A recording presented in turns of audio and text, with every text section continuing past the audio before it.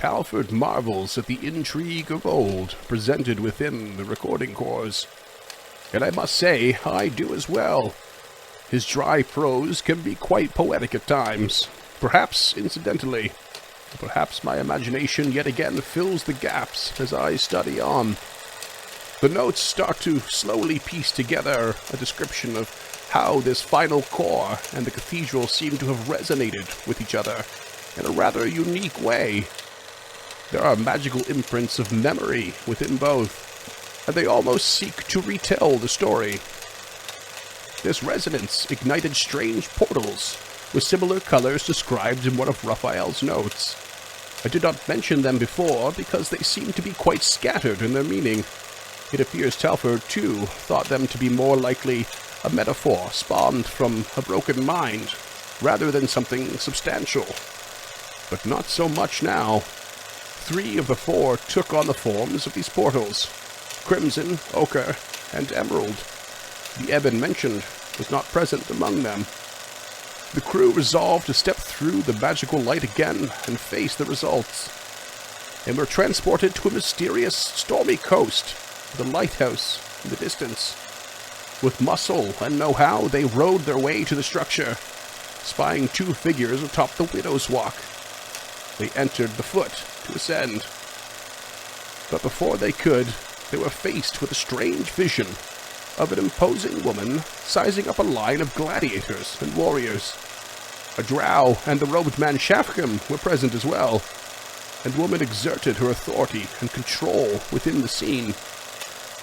As their minds were returned to the foot of the lighthouse, the scattered bones of maybe a dozen creatures swarmed together into a single great foe and attacked. But by Talford's descriptions here, it was less cumbersome than their original encounter with Shafkham, and his psychic magics were put to great effect against the rattling bones. As they attempted to ascend the lighthouse, they were transported back to the cathedral and were witness to further visual memories of the battle between the false detectives. The emerald light had moved to the pulpit, and the crew found the ledger not quite as empty as it was before. Instead, upon a page there was a diagram and description of an emerald lens. Theories abounded as to what the significance could be, and the one that received the most emphasis is that it could have been used within a lighthouse, not unlike the Gauntlet itself. Without much more to go on, the crew sought to repeat the process and entered the ochre light. And as they did, they saw another vision, this time of a powerful woman amidst a sort of treasury, and another drow presenting a visitor, who reveals themselves with a silvery glow. This glow is described to continue beyond the vision and into the next level of the otherworldly lighthouse, and the crew was faced with a single disembodied head with wisps of silvery smoke. Most assumed assault the only option, and Aelin thrusted forward, but Arthur continued to baffle Talford with his attempts to discuss and befriend before taking up violence. And indeed, it worked in this moment, as the creature offered its name, Sakwishu, and when Arthur offered up their mission in return, the creature allowed them to pass and saw personal value in their quest. Predictably, they were returned to the cathedral with more signs of the old battle that once took place there, and the ochre light having moved to the pulpit, with yet another lens described upon a page.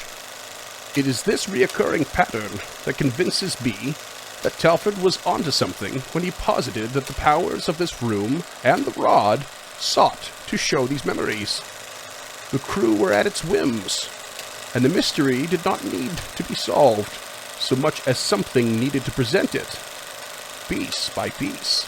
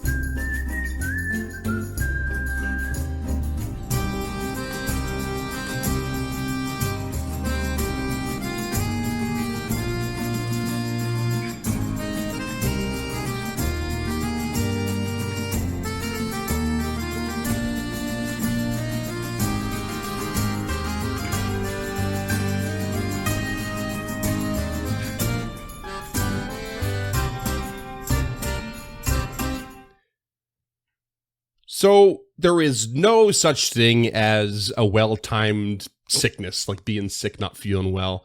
And I don't want to go down some dark, depressing road with this this interbanter already. No. But we had a bit of a plan for episode 100, and it was to buckle down and really kind of hash out some back-to-back weeks of recording, and we ended up with a much more chaotic recording schedule than the average instead, and to no one's fault, of course, just illness upon illness, and then mixing the holidays and such.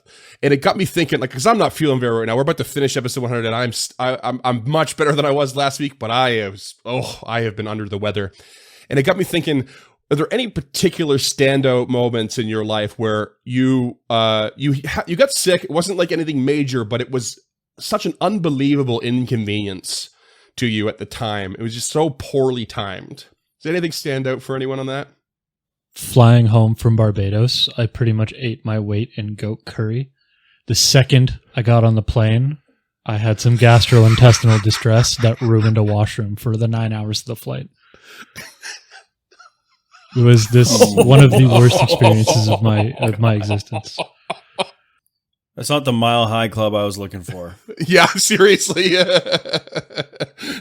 punched the wrong card on that one. Hey, James. Yeah, top that, dickheads. Anyone else? I mean, I've got a list of those a mile long because I've got Crohn's disease and I'm just kind of like pooping all over the place. But just one that really sticks out in my mind was like a presentation that I had to do in high school. That it was on music, and it was something that I would I didn't work at in high school at all, except for in music class, because it was the only thing I really cared about. And then I had a presentation to do on it was something stupid, like just a broad music subject. And I had to do like death metal or something like that, or I chose death metal. I was super stoked on it. And then that morning I was just like the queasiest I've ever been, and was like, I got to do this, I put all this work in and I'm going to do this goddamn thing. So then I got up, did the presentation. It went over okay. But as soon as I finished, I ran immediately to the garbage can. I didn't even make it to the bathroom and just puked. Oh, really? Oh, man. I had to go home and just it probably just looked like you were nervous puking, but it was more than that, eh? Oh, yeah. But I got a good mark on the thing. So, that's always fun. When I worked at the famous dinner theater that I worked at, that I bring up all the time, within the first year of working there, I ended up working at. We always take a break in the summer. So it was the first time I was taking a break there, and I got a job at Costco. It just opened up in town, and I was working there quite a bit. But I was working super early mornings. I was there at 4 a.m. to start, and then when the rehearsal period came up for the next show, I had to get up at 4 a.m., get to work, work till about noon or so, go home and nap, get up at 5, go to rehearsal till 10, sometimes midnight, go home and sleep for 3 or 4 hours, rinse, repeat, pretty much every day for a month. I got such erratic sleep, it made me very, very sick. My immune system just shut down. But once the show actually started, I not only had to quit Costco and get a new job, but as soon as the show started, I had really bad bronchitis.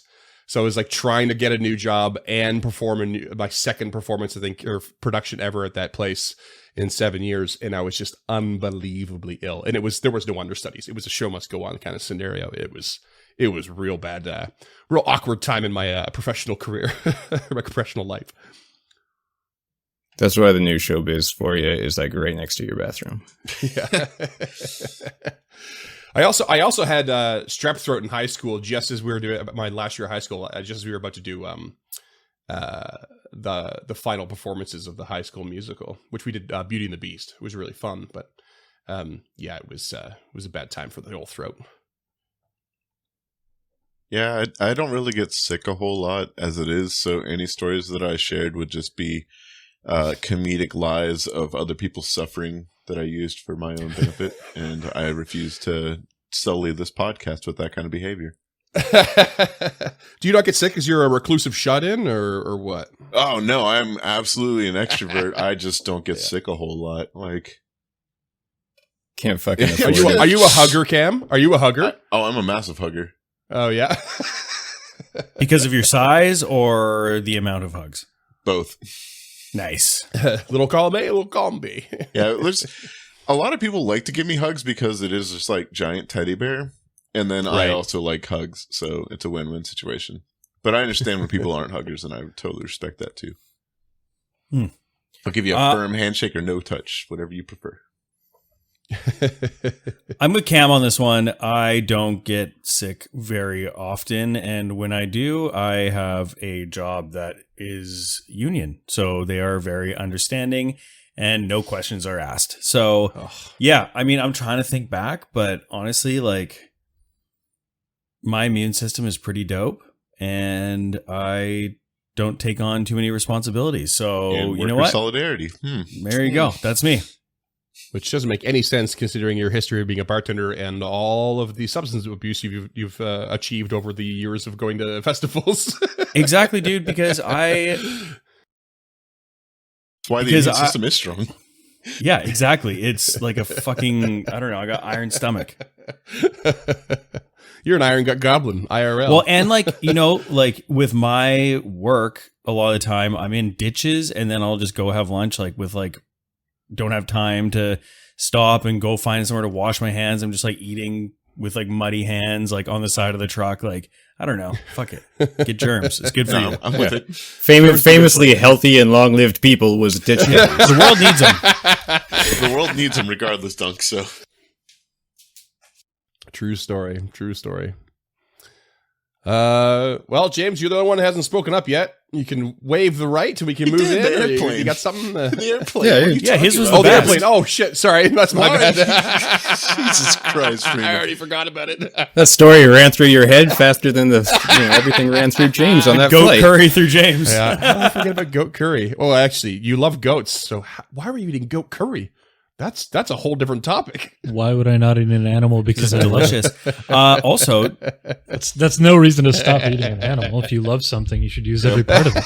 The bones. James talked about poop on the pod, which was notoriously not something he's into.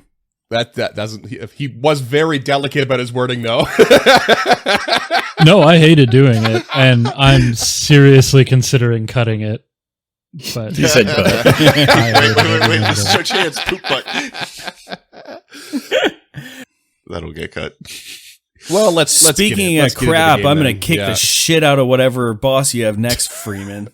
Screw you, dude. after crit. Bring it on. I'm coming. I'm coming for you now.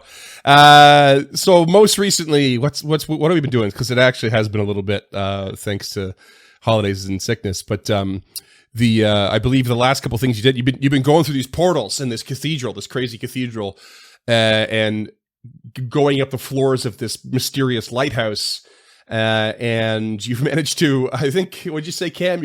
You said off screen here that you and James both managed to crit in very separate ways and overcome both encounters so Oh, yeah. far. Absolutely different ways. Like, absolutely massive imaginary weapon from downtown and then talk down the crazy vengeful spirit.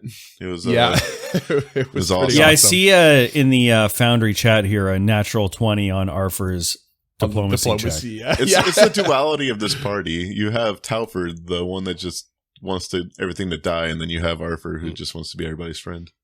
Yeah, it was sort of a beautiful thing when that natural 20 rolled through. I was like, this is great. Now I have to figure out what to do with that creature down the line. But so yeah, you have one portal left to go through on the western side of this cathedral, which is the glowing a nice crimson hue of some sort. Are you all popping in now, or do you have anything you want to? Anything you want to do? I don't know. I can't remember if we did any healing or resting or. I think we were Talking going or to what? take a rest, Yeah. right? Wasn't that the plan? Cause, Yeah, quick level up wouldn't hurt, I think. Oh, that was it. It was a level up. You said we were going to level up. I said you might. I mean, I know James has been a champ about it, but if I recall, he is completely out of spells because he made a stairway to heaven in the last episode. I think You that guys was find 2 out. episodes I ago. forgot but about yeah, that. Yeah, that's absolutely true. I have cantrips and heals. Okay. No. Did we not rest after that? No, we did not rest after that. No. We just immediately Pushing went through. and Everyone voted against it. I mean, At sounds first like it something was, I do. At first it was funny, but now it's like, okay, let's let James get I'm his spell fine. specs. So we can I don't actually mind do doing range support. It just it would be better for you guys, I think, if I got my spells back. Yeah. More lives might be saved coming up. Yeah, it's up to I you. mean, we got time. Yeah. The episode just started. Yeah, right? I do believe that it might be best to. Do we think these portals will stay open for longer, or is this a gauntlet, so to speak? Talford, I was about to ask you that. This is a little out of my depth. Let me consult the tome again. And Freeman, is there anything I can roll to know that? Is the tome what you call your memory? Or Yes. Talford calls? Yeah. Nice. What Yeah, a dick. go ahead and Yeah, that's tougher. go ahead and roll me an Arcana, I suppose, Arcana. or Occult. All right, occult blind They roll both to seem the to fit the GM. situation. There you go. Yeah, I think this whole experience has been a strange sort of time-bending thing, but it has been rooted in magic that works with not just time, but memory of some kind. And you've been getting the feeling over the last couple of events that the magics here have gone beyond the recording rod and what is stored within the cores, and more into what seems to be embedded in the place you are. This seems to be a sequence of memories attached to this room, to this cathedral, to the walls and everything in it. And it seems to want to let it out. So it seems eager to make sure it continues forward, but not necessarily eager in the sense of do it now. You get the feeling it might be happy to wait a little bit to make sure it gets done. Drawing connections and correlations between the time dilation that has taken place between the different memories, I think it's easy to say that we could just take our time. It is a patient anomaly. I was about to say the same thing. I could tell. It was on the tip of your tongue, the top of your lungs. Aylin's just standing there. Phew. Just right over his head. We go nap. Arthur, It's pray, so pray. funny because I was thinking before about how I've said that Aylin is dumb over a few times. But the thing is, like, he has like a +1 intelligence and a 0 wisdom, which, like, basically by the rules of the game means he's just like average. But I think when you're next to someone like Talford, who's so fucking smart, regular people look stupid all the time. Yeah. You even just like almost dumb yourself down. You're like, I just can't compete, obviously. So why? There's bother just no trying? point in trying. Yeah. Yes, so, Arthur, would you care to help me make camp? Yeah, Arthur's already got his feet up on Goku. Like out of the stirrups onto Goku's packs, onto his saddle. Yes. Talford just stares down. Yes, of course. I think that Goku here probably has enough food for us for at least the night. We don't have to kill your goat right away. He reaches into saddlebags and pulls out like fistfuls of rations. Like you can tell that one of the saddlebags is just around. Yeah, actually, Goku's just sitting there between the pews, like, just like eating. Chewing on a corner of a pew. Yeah, Eating or some just like Iomide acts of Iomide. Iomide. Yeah. Just got one of the cushions in his mouth. Yeah, like a copy, like a second edition copy of like Hammer and Tongs. Yeah, Arthur will help Talford set up camp. He'll go up closer to the pew, I think. Do we intend to stay in the cathedral? There does not appear to be a source of running water for the cleaning and the cooking. But I do have a water skin. Well, my only concern is if we leave, we may disrupt the magic. So, if everyone does have water skins or things like that, then I believe we'll be okay for the night. Aelin looks to the south, where he believes he remembered seeing a basin of water. Freeman? There is, yep. I believe there's some source of holy water down in the south area there. If you don't find it too much of a act of indifference towards the gods, No, you could I've perhaps use already tasted it. The problem there is it is steel. It is dusty. It is not running, so there is no purification. All of the particles settle into the water. So not recommended for drinking without proper boiling. And he looks around. The honest truth is, I have no idea how far above or below sea level we are. Aelin, with glazed eyes at this description, passes him a water skin. He'll take it. He's got one, but he'll take it. And right For cooking. right, for cooking. And he'll start whipping up some rations. There's 3 of us. 4. Yeah, 4 of us. Technically 5 if you count Five. Goku's got the books and the pews to munch on. No, so Goku's in the business of eating holy texts, and business is booming. I gave him a ration. I used 5. Okay, I'm gonna prepare my spells. Unless there's anything you guys think we need. What if Goku just became a fallen paladin? All I have to add is he was having a ham and cheese sandwich. Oh, yeah, baby. all right, so y'all rest. We? All right, rest away. Get your spell slots sorted. Get your health pools up if they need to be up. Actually, I forgot before Sesh. I thought we did rest because I was full health, so. We healed up before our previous encounter with the wisp, but nothing happened. As you rest, nothing seems to change in the cathedral, but you do feel like in the corner of your eye once in a while you get a glimpse of, another bit of the memory of like the detectives kind of fighting and dueling. You just see this quick movement, like a slashing of a weapon or a dodging of this way or that. When you turn, you see nothing, and that kind of haunts you, I guess, as it were, as you go. But nothing really seems to be disturbed, and the portal patiently waits for you. And when you are ready, you may venture forth. Talford wakes up, flourishes a wand from his pocket, tapping himself over the heart as you watch the white energy spread over, covering his body. All right, I'm ready to go.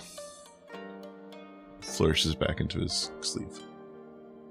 Arthur finishes his morning preparations, casts a mystic armor on himself, and struggles to get back into the saddle on Goku.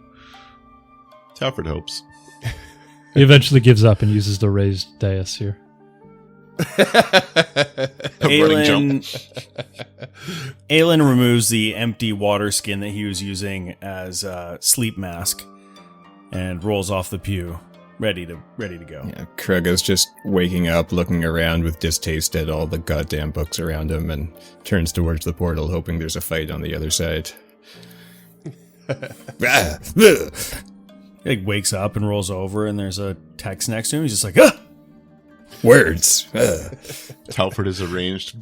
Talford has arranged all the books into the shape of an effigy.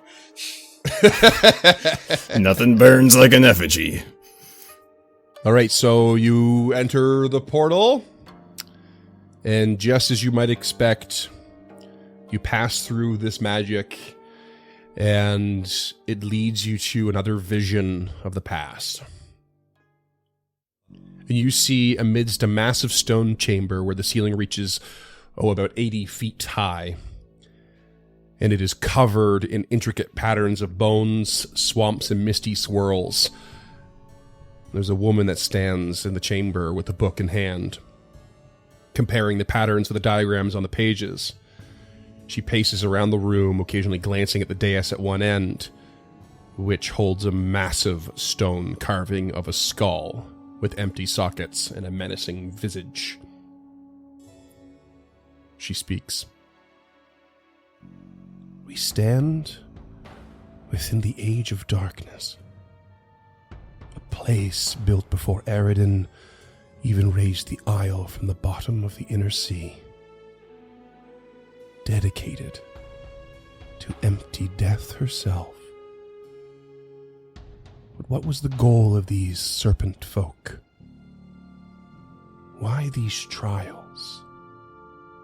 She turns to face a skeleton, adorned in ancient sashes and ornamental beads and fulu.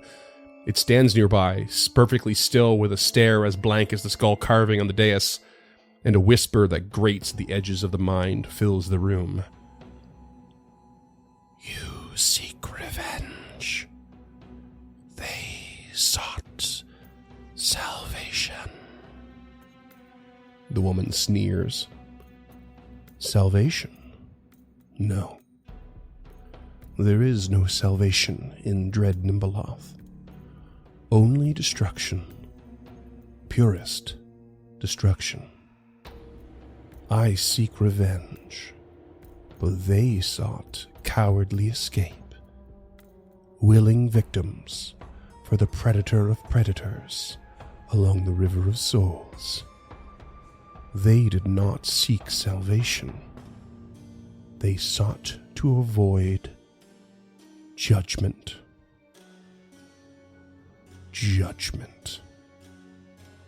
A luxury I will not afford the city at the center of the world. And the scene fades from your minds and your eyes and your vision as you find yourselves on the stairs leading up to the next floor of this mysterious otherworldly lighthouse. And as you reach the peak of those stairs, you find yourself in another room very much like the others, although differently laid out, of course. This one is covered in old bedrolls and little benches to rest on. Some of them are very dusty and crumbled with age. Some of them have old bloodstains on them. There's a couple of tables in the center of the room with some old pottery on them. Another table to the south with the same. And as you summit these stairs and take a look at the room, you catch the at the corner of your eye to the south of you. Well, I should probably pull you to this map, shouldn't I? To the south of you stands a bulky-looking humanoid creature with very serpentine features, ready with weapons, javelins upon its back, and a big old long spear in its hand. It's a Battletoad. It does look like a Battletoad.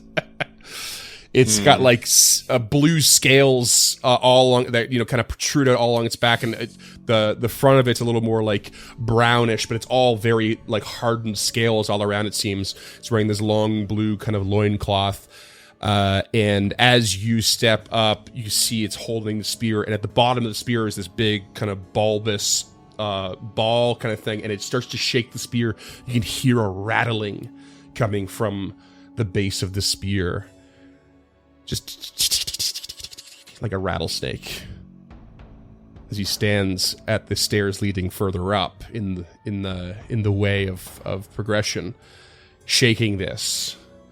You're not quite sure if it's intimidation or if it's warning or what, but it stands there staring at you. I might not be the best person to make a first impression, but may we pass? And you all hear in your heads just this slithering, hissing language that I'm pretty sure none of you understand. Although I'll double check Telford's languages. No, none of you understand. But you hear it in your minds. It's like communicating with you telepathically, but not in a language that you know. Can I attempt to interpret the cadence and tonation of it? Like, is it angry? Like, can I do a society or something to determine its the general sentiment behind it as opposed to its specific intention? Or a sense motive? I think it's more a sense motive, so it'll be a perception check, but I think it'll be we'll kind of play it by the rules of no language shared with like demoralize. So like a -4 for the sense motive. Arthur, you're pretty sure it's a warning. Don't come this way. It seems to you it's not just the tone. Like, it's hard to tell from the tone of the voice is scratching through your mind, but this sort of he looks very warlike, like he's a proper warrior, and this rattle seems to be part of a tradition that is that reminds you of like a rattlesnake. It means get away now. You're in trouble. It's got maracas. Stop it before it sambas. Perhaps if we wait for the siesta. Talford will. That was good. It's cold-blooded, so the siesta would probably be when it's most likely active. Yeah. But Arthur, does this look threatening? Well, it doesn't appear physically as threatening. Its actions and its intonation could definitely be interpreted as hostilities of some variety. Hostilities or a warning? Well, considering it's allowing us this time to converse about its general meaning and disposition, I would say a warning. But this is all best guesses. And Talford is going to go ahead and produce a scroll, holding up a hand, like, hang on 1 second, and then cast Translate. Okay. Translate. You happen to have a scroll? Yes. Translate. I love this. Good call. So this is effectively level 3 casting. And you will 2. just... Rank 2. Thank you. It's a level 3 item. I get it. And this just basically allows you to understand the language, right? Correct. But you can't speak it back.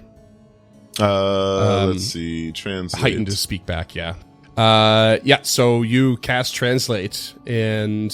I'm going to cast it on it, if it will let me. Because it has a range of 30 feet. You cast it where, sorry? Oh, on it? On the creature, yeah. Because then it can understand us. Right. Because we already understand this is a warning, so I want it to be able to understand Arthur to try to let us get by. Right. He can resist it with a will save, but that is what I am attempting. This is the closest Talford will come to non-violence. Okay. All right, I will try to resist it with a will save, and if I succeed, this combat starts right away. But if I fail, sounds good. I'll allow you to say something. All right, that is I don't know what you rolled actually. I rolled a 30. That is a success. Okay. All right. Aelin avoids notice? Question mark? Aelin just hunkers down next to Goku, who's a large creature who does offer cover. No, you did not react in time to avoid notice there. So it's going to be a pretty straightforward set of initiatives here. But let's get it rolling. Krugga, what'd you get? Hey, smoking hot 30. That is a natural 20. Hot damn. He was looking forward to that fight. Arthur? Also a 30. Okay. Aelin? 20. And Telford? I continue my proud tradition of rolling absolute dog water on initiative with a 19. Proud, eh? Okay. I also got a 30. So we really need a tiebreaker situation here. You go Normally first. you can choose between the two of you, I suppose, but I'm going to go ahead and say we all just roll a flat d20 to determine who goes no, you first go amongst first. these three. Enemies I go go first? Enemies all automatically go first. Oh, okay. Damn it, 2. Cam. And then Look, half the reason y'all brought me on is because I know the It rules. is definitely how it works. Arthur and Krugga can choose between them then? I'll take point. If, Who Duncan goes first doesn't between mind. them? Yeah, by all means. Okay. So it's going to be enemy, Arthur, and then Krugga, and then Aelin, and then Telford. Okay. All right, combat. Begin. And this creature, you've just cast a spell on it, and it just kind of suddenly reacts to it, buckles itself, kind of ready for hostilities now, and it is going to take a hand off its long spear, pull a javelin, and toss it at Talford, who is obviously the quote-unquote aggressor here. And that is going to be a 30 to hit. That'll hit. Javelin comes flying in for 14 piercing damage as this thing just quickly reacts like a true warrior. Just toss right over Aylin's shoulder, right past Goku's horns, and strikes true on Talford. And then it is going to replace its hand back on the long spear and kind of just like settle itself ready for you to approach. Arthur, you're up. Okay, Arthur is... So we talked about this before this game started, so I just want you to have that in mind. First action is going to pull the net he has prepared out of Goku's barding. It is not tied to a rope. We never specified that, and I never wanted it to be. So, second action, he's going to make a ranged attack with the net. Okay. I don't know how to do this without putting the item onto Arthur, so I guess I'm doing that. That's a 14, a 2 on the die, so he pulls it out and just immediately throws it on the floor in front of him. Yeah, just like splays out on the floor by mistake. One of the anchors of it or whatever just like gets on the railing of the stairs kind of thing, but it just doesn't accomplish much. Good try. Good try, Arthur. Did not go according to plan. But Kraga, strike through! And he will cast guidance. Okay. And Kraga, in a flash of guidance, goes and runs towards the creature. Because that's about as eloquent as his feeling. Okay, first action. Kraga almost put a Q in there. Kraga is going to stride to the east of this creature and attempt a knockdown. So first will be a melee strike. Okay. So you're going to get onto the stairs. Yeah. So you're standing at the top of the stairs, but not quite to the platform yet. Exactly. Gotcha. What's your movement speed again? 40. You got a huge one, don't you? Oh, yeah. 40, yeah. Yeah, it should be good, because there's a little bit of difficult terrain going up the stairs as well, which I recently learned. But yeah, I think you just have just enough movement, so that's cool. Run up. Attempt an unarmed strike. Striker, stance. 29 to hit. 29 will hit. Beauty. So that will be 8 bludge. And I get a free knockdown with a free attempt at a trip with no map. Oh, yeah, okay. Knockdown 22, not a great roll on that one. Versus Reflex DC, Reflex. Not gonna do it. Dinger, that's a turn. Okay. Well, you get some damage in. That never hurts. Aelin. It kind of does, though. Did you say it was difficult terrain going upstairs? It is, actually, technically. Yeah. By the rules. I had no idea until recently.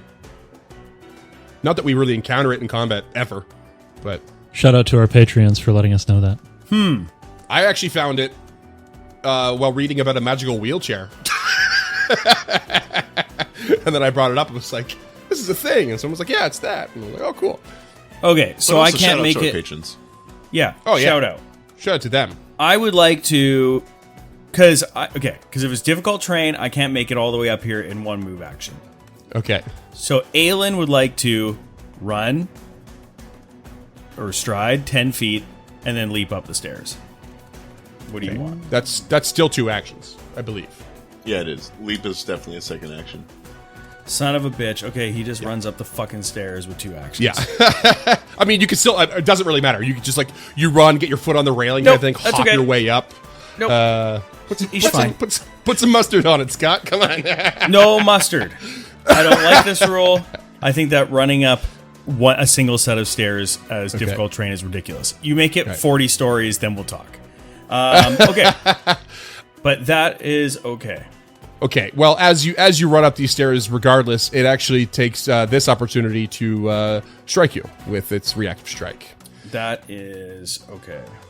And it's going to swing at you for a 28 to hit. Okay, that hits. And then you'll take 13 piercing damage on the way towards this creature. Perfect. Cool beans. Yes, he takes the slash, but continues running because he wants to get into a position to make this creature off guard. Okie dokie. That was 2 actions. That's 2 actions. Yep. You're going to swing. Yes, I will. And striking out with the Elven Curve Blade, that is going to be a 26 to hit, flat-footed AC, off-guard AC, whatever. That hits. All right. Come on, baby. One moment, quick maths. For 16 points of slashing damage. Ooh. 16 points of slashing. Okay. And Pretty that all right. is Aylin's turn. Okay. And Talford. Talford, being struck by the javelin, rips it out of his body, dropping it to the ground before snapping his fingers, and a crisscrossing layer of white energy passes over him as he casts shield. And then he stomps on the head of the javelin, breaking off the head, and then launches it as an amped telekinetic projectile at the creature. Nice. Ooh, I like that. That is a 21 to hit. That will miss, I'm afraid. Do I want to hero point this? Yes, I do. A 23 to hit. That also misses, I'm afraid. All right. Well, Damn there it. it is. Yeah. That Lots is of my flavor. turn. No execution. I love it. That's when suddenly, as you snap this off and then you just use your mind to toss this thing across the room, perhaps the reason it missed is because you suddenly see an arrow flying through the air towards you as you see the another serpentine creature on the other side of the room that was hiding behind one of the tables pop up and loose the arrow at you. And you will be flat-footed to this attack for 28 to hit. Go hit. You're going to take 10 piercing damage, and I I'm gonna need a shield block. fortitude. Okay. And it blocks all of it as the shield Blocks all of it. shatters over me. Nice try. Okay, in that case, I don't think you had have to do I think it's a contact poison here, so I don't think you have to do a fortitude save. Well, that's amazing. However, as it loses its arrow and strikes you, just boom, you smash this thing with the arrow with your shield in the last second, and you see its now free hand just kind of raise up into the air, in this like green arcane energy starts to sprout out from all around it, and right at the feet of Goatku, a 10-foot burst of liquid poison just conjures on the ground. And I need basic fortitude save from Arthur, Goatku, and Talford. On the ground? The squishy one. Yeah, just like it's a liquid poison that. Oh yeah, sorry, I know where you're going with this. Let me see here. Venom Collar conjures 10-foot burst of liquid poison within 60 feet. Yeah, because it would burst in all dimensions. Yeah. Yeah, just like bursts out. Yeah. So Telford, what'd you get? 16. Okay, and Goku. 31. Ooh. Hey, Yeah. Goku. And Arthur. 20. Okay. So Arthur and Talford are both going to take 13 damage. And then Goku will only take half. So what? 6. No one critically failed. That's a good one. Just so you know. Okay, and that is this sudden new serpent's turn. Delayed. Let me just move them down in the order here, and it is top of the round with the warrior serpent is going to, I think, turn on. What do I got here? Okay, is going to turn on Aelin and lash out with its fangs to try and bite you all of a sudden. Oh, not great. 23 to hit. That is a miss. Okay, it's going to follow up with a long spear attack as it pulls back and then thrusts forward. With a 21 to hit. Oh, that's garbage. Also a miss.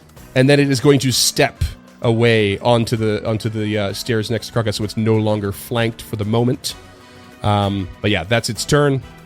Bite, swing, step. Arthur, you're up.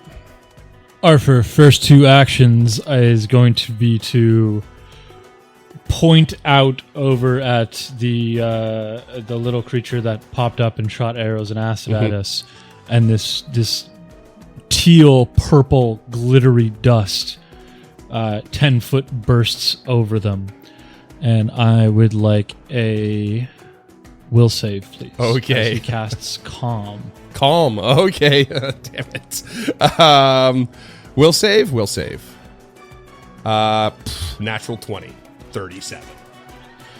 Son of a Okay, you bitch. are unaffected. Shutting down the casters today, friends. Okay. Next action, he'll just fire a shot with his big old pacifying longbow. Okay. Oh, are you in volley range?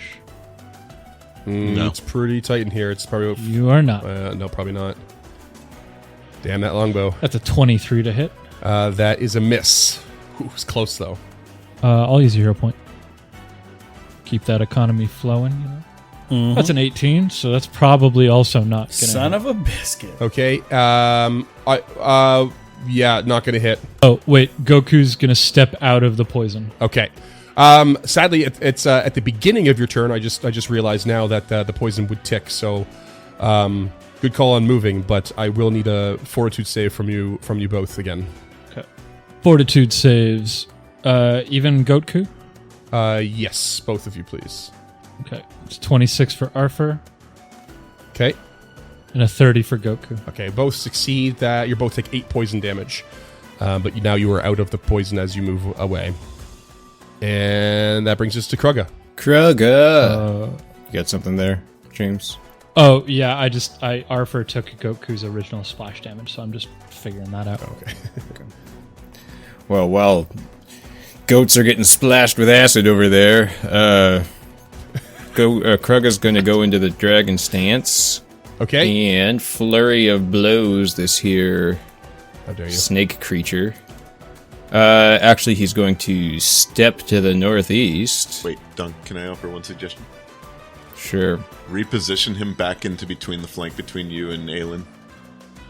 I think that's what he was doing. That's what I was just doing. No, if you reposition, you can make an athletics check to just move him there, and then he's off guard on your turn for when you flurry.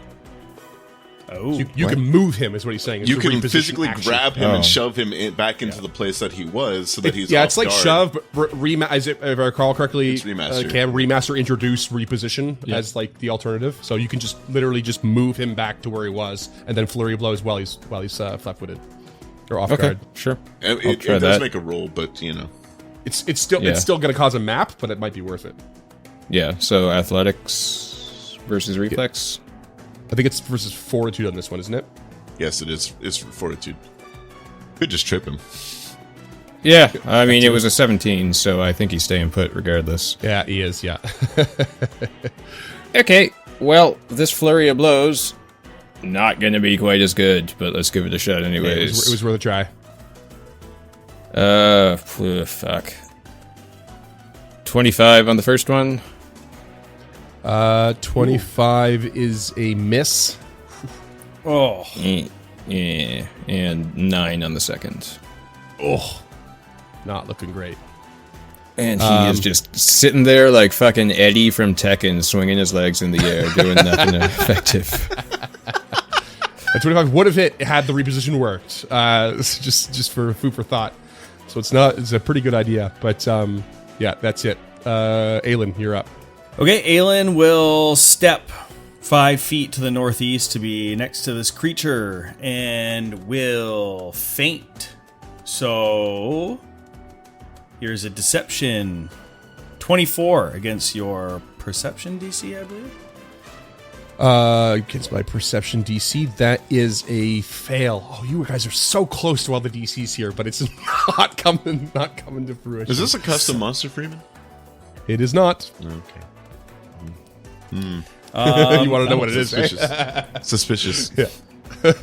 Aelin, frustrated that him flashing the blade around has no effect on the creature, just comes down with both hands, striking it with the Elven Curve blade for a 34 to hit. Oh yeah, that hits. For 5 points of slashing damage. 5 points. Of Not slashing. quite what he was looking for. No, not quite, but there it is. All right, so that's a move, a feint, a slash. Telford, Roll me a fortitude. You're standing in the poison. Okay. Is that the end of my turn or beginning? Beginning. Heard. 16 again. 16 again. Okay, so that is a regular fail. It's 15 poison damage. All right. Talford's Talford. looking a bit rough. Yep, Talford looking like hell. Ah, fuck. I have ideas. Most of them are foolish. Talford, doing mental calculus, is going to rush through, splashing through the puddle of poison to get up next to the creature before unleashing his mighty psyche and amping an imaginary weapon into the spear-using creature who I think I provoked from. Yeah. Because the imaginary weapon's cast with manipulate, It's melee. probably. Yep. Yep, it'll provoke. Oh, actually, you just running in, actually, because it's got reach with this Yeah. long spear. That alone will do it. This might have been a bad idea, Cam. It's a 38 to hit. That is a critical hit. Okay. You rush in, conjuring this imaginary blade, trying to unleash your psyche, and this thing just whips around and stabs you in the gut for 32 points of damage. Talford drops in the puddle of poison. Dying 2, no less. I don't think the puddle was there. The puddle's there, yeah. Yeah, that's sorry, where I thought he you would made have it one struck. more step. Oh, yeah. No, I would have provoked leaving that square. So one step back. Oh, that is damn dangerous. Is his You also probably would have fell down the stairs, which could have been worse. Right? Yeah, that's true. AOO? Does that give me an AOO or no? No, Damn it! no. Not unless you had a reaction that triggers on attack actions. Which No. I'm not even sure they exist. But I don't. okay, Talford is down and dying. That brings us to the other serpentine creature, who is going to, let's see, spend an action to increase the size of this pool by 5 feet as it spreads out, getting underneath Goku's feet again. I'm not going to say it goes up the stairs quite to where the other serpent is, but actually, I'm not even going to say it goes up to the onto the stairs at all. I think it pools around the edge of the stairs. Pretty convenient. It's a 10-foot burst, Freeman. It goes Pretty up the stairs. convenient. But it is a pool on the floor sort of thing, too. All right. No, okay. I'll do it. It's just going to be more dangerous for you right now, too, is all I'm saying. Depends on the rise of the stairs, I suppose. Yeah, now I'm drowning. Come on. Let me just read. this Yeah, over let me with. just read the text here. So once per turn, starting a turn, the Venom can use Caller uses Venom Pool. The Venom Caller can use single action, which is the concentrate trait, to increase the radius of the burst by 5 feet. The pool of venom lasts for 1 minute, after which it evaporates without a trace. But it does still seem to say imply that it's increasing the radius of a burst. So okay, I'll recant. I will take a fortitude save for myself. I'm just saying, Roll if it pretty well. hit Arthur on top of Goku, it's got to hit this guy. Yeah, no, that's fine. That's a very fair argument. Okay. This guy is going to take a little bit of poison, but also seems to be resistant to it. So, doesn't seem to affect it much. It's just like kind of balks a little bit at this like sudden burst of poison around it. But it is not at all unfocused or really majorly phased by it. And then you are suddenly... Oh, what should I do here? We're gonna do a quick spell cast on Krugga. Krugga, could you please give me a very important, although it's definitely in your wheelhouse, fortitude save, please? Sure you don't want to shoot an arrow at me, Byron? Nope, don't want to do it. I want a fortitude save. I want you to roll real low. I did roll real low and got a 4 on the die for a 17. 4 on the die for a 17. Not a critical failure, but you are now slowed 1 for 1 minute, which is brutal. Slowed 1. And it is now it's the creature's turn in front of you, Aelin. And it is going to let's see here. Make a fortitude save? It is going to make a fortitude save. Thank you for that. That's right. It's actually going to do pretty poorly on this one. And let's see here. Let me roll some damage. Double check the DC. It's actually going to take. It's going to take that damage. It takes half of it. It takes about 8 points of damage in that time. It's worth something. That ain't nothing. That ain't nothing. If we just leave it to its own devices, they may kill each other. Yeah. It is then going to, let's see here. It's tough with a couple of reactive strike characters right next to you, isn't it? Do something. How dare ya? But I think it's just going to keep trying to be wily here, and it's going to step back to where it was. Definitely taking a bit of a risk here. Oh, you know what? No, it's not. It's going to attempt a shove on Krugga and try and shove him over the railing down onto the floor. Oh, jeez. Yeah. Let's go athletics versus your fortitude. Oh, I didn't do too well. 24. 24 is a success. Is it? Oh, Yeah. shit. Okay, so you are By shoved 1. over the railing and down the floor. You don't take any damage, but maybe you fall prone. You could spend... Maybe. I think you can spend a grab an edge reaction if you want, and if you succeed it, I'll say you don't drop prone. But if you fail it, then you will. 25 on the reflex save. I'd say that's probably more than enough. Yeah. So you just grab the So- you kind of get flipped over, but you manage to grab the edge and land on your feet. Slowed Krugga. Just, got it. But now this thing is definitely out of your reach, and it's about 5 feet above you. And then it's going to. Oh shoot! I had to have a free hand for that, didn't I? So I had to remove a hand from its long spear. So it will then spend an action to replace that hand, I suppose, and strike at Aelin. Attack of opportunity on the manipulate to put your hand back on your weapon. Is that a thing? Does that manipulate? I don't know. I'm clutching. So yeah, AOO, go for it. Reactive strike. Scott's playing a martial character. Go. 32, baby. 32 hits. 17 points of slashing damage. Almost max, bitch. 17. Okay, it as you swing at this creature, it quickly reacts and turns itself towards the blow. So the blow strikes some harder, like bigger, hardened scales on its back, and reduces the damage. Because you're doing slashing, you said, right?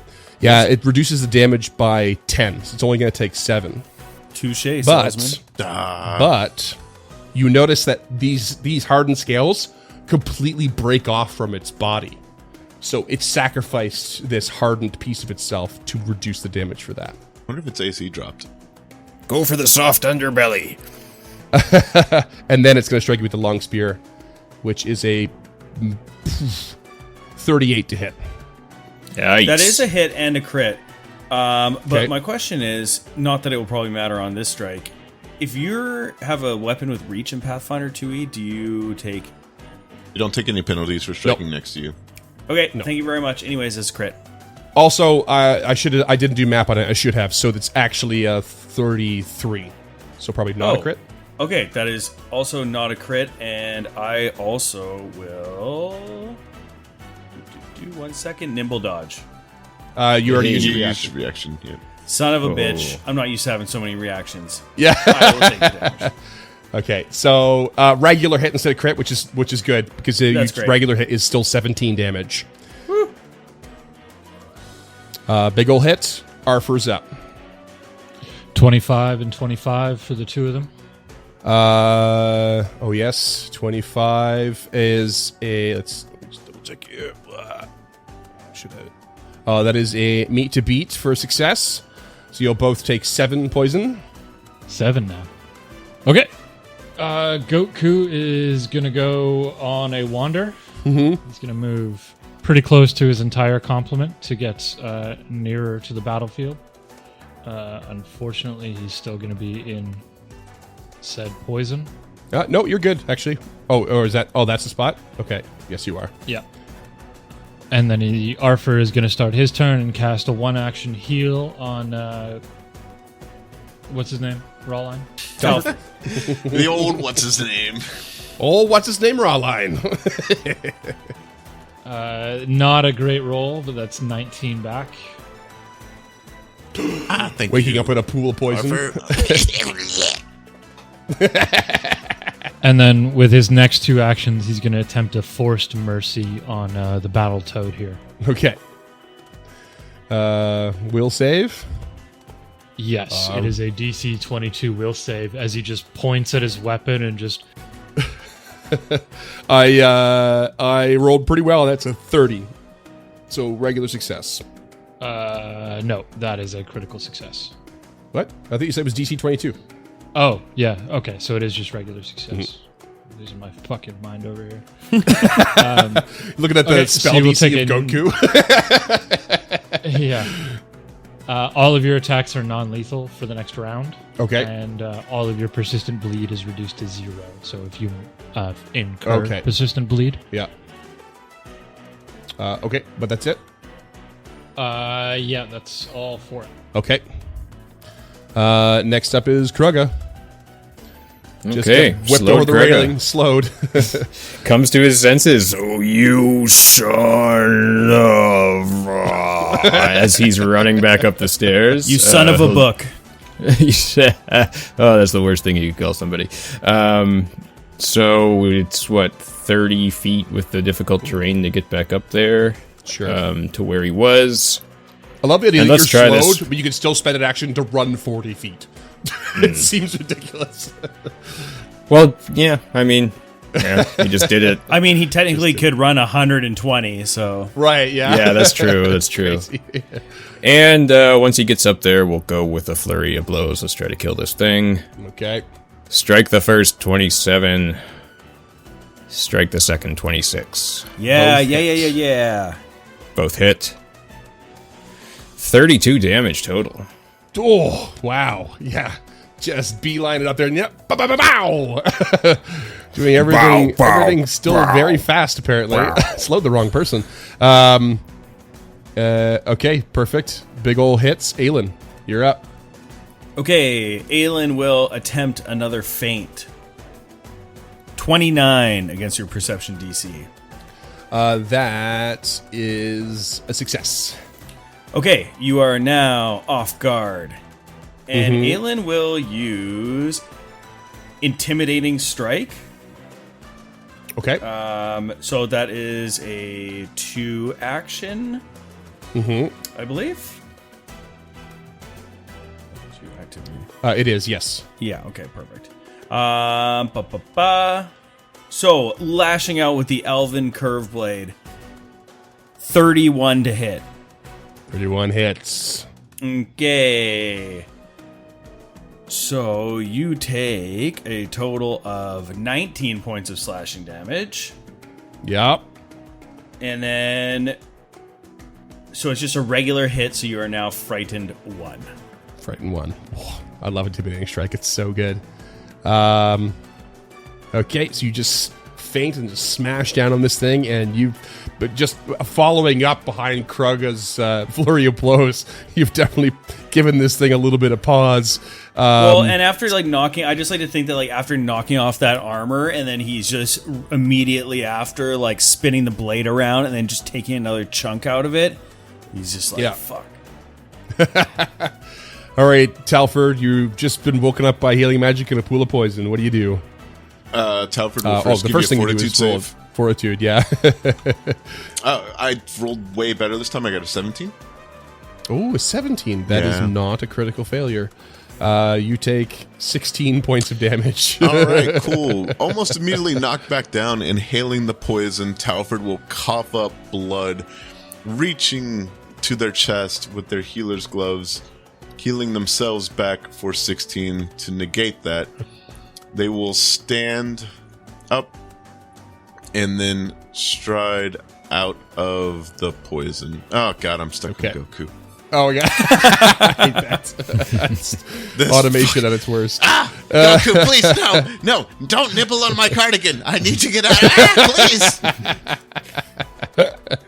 Just biting on Talford's Amazing. pack of darts. I am a pack animal, and I will give you a ride. Yeah, but I will try to make my way over there, and I'm gonna play the angles and stay right there behind Goku to try to get cover from the ranged assassin off to the side. And that is my turn as Talford coughs poison out of his lungs, green smoke exhaling. Okay, next up is the other dude who's a caster, which, by the way, is called a Venom Collar. Such a cool name. And it will, I mean, fuck it. It's going to spend another action to make that pool get a little bit bigger. It is not your friend when left at a distance, that's for sure. And the pool is now carefully creeping up the platform, the stairs onto the platform. And then it is going to, let's see, I cast slow already. Let me just get rid of that. And then it is going to cast range. Good. Yep. Cool.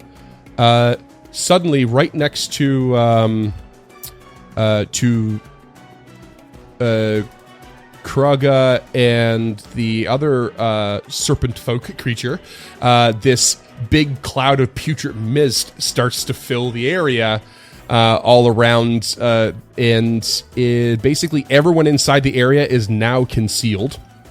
And anyone outside of the area also considers everyone inside concealed, and vice versa. And I need everyone to roll me a fortitude save. And I mean everyone but the Venom Collar. I'm going to take care of my Serpent Folk here first. What was my DC? It's going to be DC 25. I rolled a 31. Cool. What did Kruga get? 14 on the die for a suck it barn, and then a 27. 27. Success. You are sickened 1. How about Talford? Talford rolled a 7 for 17. Okay, you are sickened 1 and slowed 1 while in the cloud. And Aelin? 17 on the die for a 27 and also a suck it barn. Hey. I'd Okay. like to hop in with the second barn for rolling a 17 in total. Yeah, retroactive But suck it it barn. feels wrong. Yeah, it feels wrong. Sickened 1, Aelin. Goku and Arthur. 24 for Goku and 16 for Arthur. Okay, 24 for Goku and 16 for... Okay, you're both sickened 1 and slowed 1 whilst inside the cloud. Nice use of whilst, by the Okay, way. we're going to need to have a conversation about that on my turn. But Okay. Next up is the Venom Collar, or not the Venom Collar, the other one, the Granite Scale it's called. And it is going to, let's see, it's a rough combo here. But first of all, it's going to get another fortitude save because it is in the poison. It's not going to do well on that. It's going to take this opportunity, I think, to stride away. So it will provoke, but it is concealed to both the provokers. And so you have to roll a DC 5 flat check for it to succeed. Sure. Go ahead, Kruga and Aelin. And nat 20 on that DC 5 flat Nope. check. And an Wasted. 8 for your boy. An 8. Okay, sure. Both roll attack rolls. It's taking a big risk here. Oh, 20. Miss. 26 Hit. for 21 points of slashing damage in the mist. You rolled sneak attack. Oh, sorry. My bad. It was just habit. 14. 14. Okay, thank you. That's better. And it will stride away. And it's going to stride a second time. And then it is going to take an action to take cover behind the table next to the Venom Collar. They're buddying up now. Arthur, what do we need to talk about? It's your turn. the slowed. So, Arthur, the way, as far as I understand, actions work is they're distributed at the top of the round, not at the top of the turn. So that would have been at the grayscale. No, That means top of everybody's your thing is turn. reduced by one They're action. just top of the turn. Top of my turn. Okay. Yeah. Sure. But you said if I move out of the cloud, I'm no longer slowed. Does that tick away at the end of my turn, or the second the movement happens? No, you have now lost one action right now. Right. So once you move out, the next turn you won't have lost an action. Okay, so it would come back the next turn. Correct. Okay. So like the slowed condition will, as soon as you regain your actions, the amount of actions you regain are reduced by your current condition. So it's your turn, you regain 3 actions, but it's reduced by 1 by slowed. Now you only have 2 to spend. If you move out, the slowed will fall off, therefore it will not reduce the next time you regain. Yeah, the problem, it becomes mounted combat, so Goku no longer has any actions. So he cannot move unless you spend an Arthur action to commands give him another one, effectively. Yeah, because you can give it would give him 2, I think, yeah. But he because he's the mature companion, I believe that's what gives him 1 to spend on his own no matter what. But right now, he's got none. Yeah. Unless you spend 1 to amp him up, to give him an option. Yeah. In which case, too, if you spend 1 action to give him 2, I would call that as spending an action to have him regain actions, which would still be reduced by 1. Well, even if I gave him 2, it would. That seems costly, so I'm gonna roll the dice here and attempt to dispel magic on that poison cloud. Okay. Oh yeah. So first thing I want to do is spend, I guess, recall knowledge to figure out if I think this is a spell or not. Oh, it's very the obvious venom appeared to you that it is a spell. It casts a spell. You can tell. Yeah. Okay. Oh, it's straight up casting. Okay. Then I will spend 2 actions. Okay. I'll spend 2 actions to dispel magic. Then this is at 2nd level. Okay. And that is a 22 on the counteract check. And the DC is set as a level based. I never remember how this works. If it's a spell, use the caster's DC. Okay. Caster's DC is 25. Okay. Is this something I'm able to hero point? Oh, okay. Yeah. Any D20 roll can be hero pointed. That's a 31. There Okay. we go. 31 Nice. will make it a success, which means it'll counteract the target if the counteract rank is 3 or less, which is basically the same as the spell rank. It is a rank 3 spell. You dispel it right away. Yes! Nice. Buddy. Love that for us. Finally, it shines. That was amazing. Arms of the Air Force. Dispel magic is the greatest spell. When it goes off, it goes off hard. Which one did and you unfortunately, dispel? our listeners are going to miss the stinking cloud, Corvin is dispel magic. Yeah, the stinking cloud. Yeah. We did forget to do your fortitude save at the beginning of your turn, though, already. So let's quickly cover that. That is correct. Yeah. 15 for the goat. Okay. And 23 for the pug, who is also the goat in my heart. Okay. Goku sadly critically failed. Is going to take 40 damage. And Arthur will take 20. Fuck. Oh no, don't make me kill Goku. Don't let me do Nobody's it. making you, Freeman. He's the one not moving out of the poison. He keeps staying. Arthur's down to 12 and Goku. Well, I couldn't move that turn. I mean, I could have, but Right. I stand by my choice. Is Goku down? It's not like when he falls prone, he's gonna have to pick up his own weapons. But No, that's, Goku's sitting at a flush 1 HP. So what you've done here is spend 2 actions to cast right away. It succeeded. Now you have 1 action left. No? He slowed. No, I'm slowed. Oh right, you're slowed. Shit. Thank you. Even after everything I said, this is rough. Am I still sickened though? You are Because still that'll sickened. Drop off. Yep. Okay.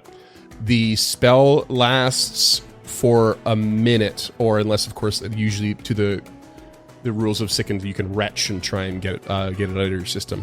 Krugai, roll me a Arthur is fortitude. no stranger to that. Yeah, no stranger at all. One of the first things you ever did. Poor pug. 27 on the fortitude save from Kruga. Okay, that is 12. Nope. 6 poison damage. Ha! It's not that funny, really. But, Showed him. yeah. I mean, it is the first damage I've taken so far this combat. Show off. Yeah, it must be nice. Whatever. That's why I've been waiting for the 3 action heal. That's exactly why I've been waiting. Okay, and now he will use his prodigious speed to move slowly, I guess. And so it's not difficult terrain going downstairs, correct? No, it's not. No. No, so it's like an opposite of a cow where we cannot go upstairs, but we can go down. Okay, I guess I'll take the 40 feet to just be to the southwest of the venom color. Yep. And oh, I'm still at 2 actions. This sucks. Yeah. Probably want to just flurry of blows, I guess. Really is your best I option. forgot to put... Yeah, I forgot to put Stunning Fist on my last flurry of blows, but let's try to tick that on here. 23 for the first, 28 for the second. Second one hits, first one misses. Okay, so you will take 13 bludgeoning, and I need a fortitude save, please. Okay. 13 a bludge and a fort save. Not my best one. 20. Okay, target must succeed a DC 21 save against your class DC. Oh, 21. Okay, no, that's I 21. just failed. So you are stunned 1. Stunned 1. Okay. Passing the slow disease on. Okay, that's you. That's a move up and a flurry of blows with the old stunning fist. Wicked. Aelin, you're up. Roll me a fortitude. Fortitude coming up, baby. DC 25. 15. Oh, okay. You take 32 points of poison damage. Yikes. Wow. Critical failure. Wow. Wow. Wow is right. Starting to think that poison's not too good for you. I hope you don't need healing next turn because I need to move. Aelin will... I don't know about you guys, but I'm having fun with this combat. This has been really fun on my end for these creatures. I was It hoping would they'd be, turn you're out winning. awesome, and it's been great. It's been really great. Okay. I really appreciate how you've been using different environmental challenges throughout this adventure. It's been It's fun. been a nice change. Yeah, it's interesting. Aelin is going to move to the south and would like to hop over the banister to behind this little table here, Yeah. and will draw and use a potion. That will be a lesser. Okay. Use a potion. That's going to be your turn. Yeah. Yeah. Needs a moment to recover. Talford, you can attack at range, right? Talford can attack at range, but having seen this poison get bigger and bigger every fucking time, would I, looking at this, believe I would need to make a fortitude save if I ran through it? No, it's start of your turn. That's the way it's going to go. Talford, still coughing out poison, is going to stride forward 30 feet, sliding under a table before coming back up to his feet. Slow Clive Owen, shoot him up, slide just underneath. just underneath. Yes. And then is going to attempt to retch out this poison. Okay. Rolling a natural 1 for a 10. So that's my I turn. feel like I should force you to Sure, I'll go up take another more poison. poison damage. No, No, it's too late. I'm doing it. No, don't take more poison damage. You Telford, actually choke on the vomit that Oh, you're trying and to I'm put prone out. too? You're slowed Okay, one I'm next done. round. Yeah. However, no, you're fine. You just don't hack it up properly. Although I'm glad that you rolled this natural one because it just reminded me that Aelin and I think Arthur recently critically failed, or was it Goku that critically failed? it was moi. Goku critically failed, I think. Yeah, Goku. But that was the poison he was in, not the stink cloud save. No, Yeah, I know. the Yeah, poison is the the bad one. problem is that when you critically fail, you take persistent. Oh, son of a biscuit. Okay. Yeah. So No gives I'm you afraid. fancies? I'm afraid I need Just roll the damage. Aelin, you're gonna take 3 poison and then roll me a fortitude save real quick. See if it came off. Flat check. That's what I meant. Flat check. Natural 1. Okay. Oh my god, I'm gonna kill Goku. I Just hate telling this you, so much. Freeman, if Goku dies, there will be a mutiny. A mutiny.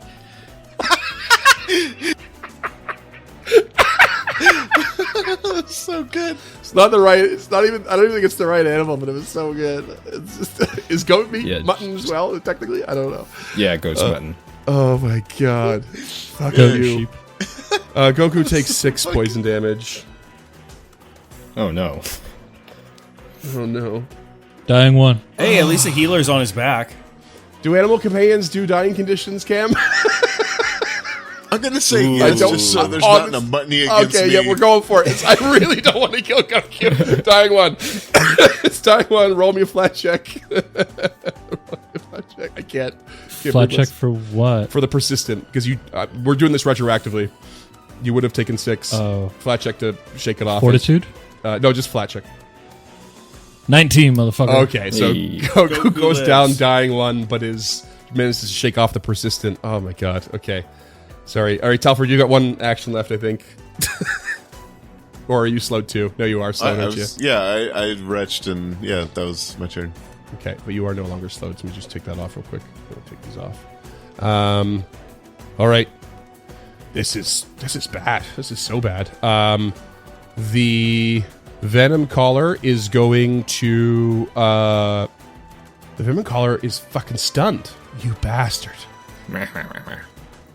It is not going to sustain the pool. Shit. Wait, fucking wait. The pool is sustained? Yeah, it's It been is, getting has to bigger. spend an action every. No, sorry. I'm sorry. You're right.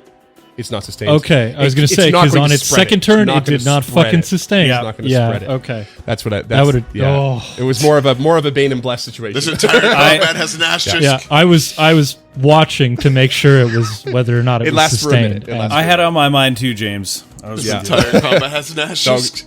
Go ahead. That's good. That's good. Sorry, I didn't mean to give you all a heart attack there. It's not going to expand it, but it is going to cast a spell that does not provoke. It's not a manipulation. It's called Noxious Vapors, and it is basically going to cause. I need Kruga, who's right up in his goodies, to roll a Fortitude save. Oh, 4 on the die for a 16. 16 is a regular failure. Okay. Hold on. I'm not going to read the spell. It's kind of odd. You emit a cloud of toxic smoke that temporarily obscures you from sight. Each creature except you in the area when you cast the spell takes poison damage for makes force. A critical failure becomes sickened as well. All creatures become concealed, and all creatures outside the smoke become. Okay, so it's acting like a stinking cloud, but it's like a personal space. Okay, so within like sort of a 5-foot radius almost around me, this cloud appears, and you are going to take 13 poison damage. No. No. You know what? Okay. So 5 foot centered on me, and that's going to be its turn.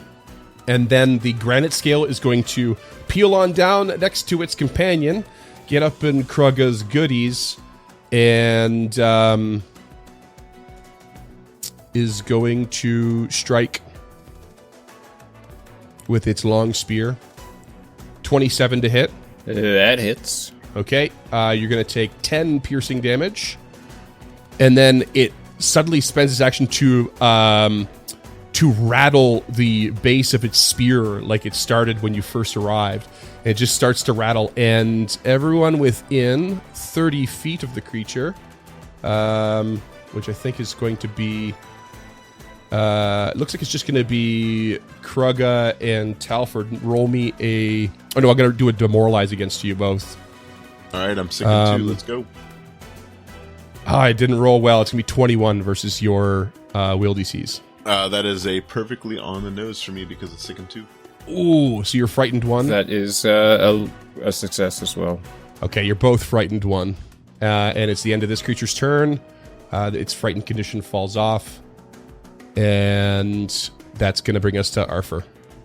Oh, God, what's going through Arthur's head right now? Arthur is just paying attention to the battle. So I found reference to the CRB page 479. Player characters, their companions, and other significant characters don't automatically die. They are instead knocked out and at the risk of death. So we are doing this as raw. I knew we were, but Cool. Awesome. we've confirmed. Good. That's good. Yeah, Arthur is not quite losing his mind. He has a plan. You know, he's old. He's done shit like this before, but never with Goku. So his first action is going to be a battle medicine on his buddy. Okay. Oh. There, buddy boy. Here's a Band-Aid. Okay, and that'll be 4 back to Goku. Um, I guess he will then use his second action to command Goku to give him 2, technically 3 actions. Okay. The slow has fallen off, right? yes. Okay. So with those 3 actions, first thing Goku's going to do is stand and spend an action to move about as far away as it can possibly get. Mhm. That leaves Goku with 1 move or 1 action, and Arthur with 1 action, and none of them are ideal. So what he's going to do is 1 action heal on Aelin. Thank you so much. I really didn't want to do it. I really didn't want to. I don't I want get you it. to do it either. You're saving Well, for the it's not that I it's don't the want to 2 heal action. Aelin. It's that Wait, why don't you just battle medicine? because I get more with heal. Okay. My heals are D10s. My battle medicines are D8s. If you do expert, like it gives plus. I don't know. Whatever. If you Do raise which your one? AC to 20, yeah. The risk reward of getting even more if you want. Yeah, I don't want the risk. Yeah. Aelin's down real far. So that's 11 back to Aelin, and that's everybody's turn. Okay. Unless you want a fortitude save from Arthur for starting in the acid, in which case that could negate his entire turn. Well, I was wondering how I should play it because you have this amazing ability to even reach beyond your own personal space because you are mounted. So, like, does that mean that if Goku is touching it, is Arthur also affected? Even though Arthur's definitely outside of the range. Yeah, it's a very good question. It's sort of the question of balance and all those things, isn't it? Yeah, roll me a fortitude. If this fails, Arthur goes unconscious and I lose my turn, I think. That's a 27. Oh, thank him. No, we're still at risk. Arthur's only got 12 HP. That's a success. You take 8 points of damage. So we're good. By the way, I did forget that when the granite scale ran up to Krugga, everyone's consumed in that 5-foot radius. So I should have rolled a flat check. I rolled it. It was a 17. So everything still stands. This is looking rough. Krugga's still looking okay, but the granite scale's not looking great. But that servant collar is really messing your day up. Talford is ready to get back in the action, but is still struggling. Aelin's got a little bit of healing pumped into him here, but he's still looking rough. And let's not get started on Arthur and Goku. They are in terrible shape. And that's what we're going to call it. And we're going to pick this up in the final episode of episode 100 next week. I can't believe God you would damn it. cliffhanger us here. It's rude. Things be rough. Mid-round.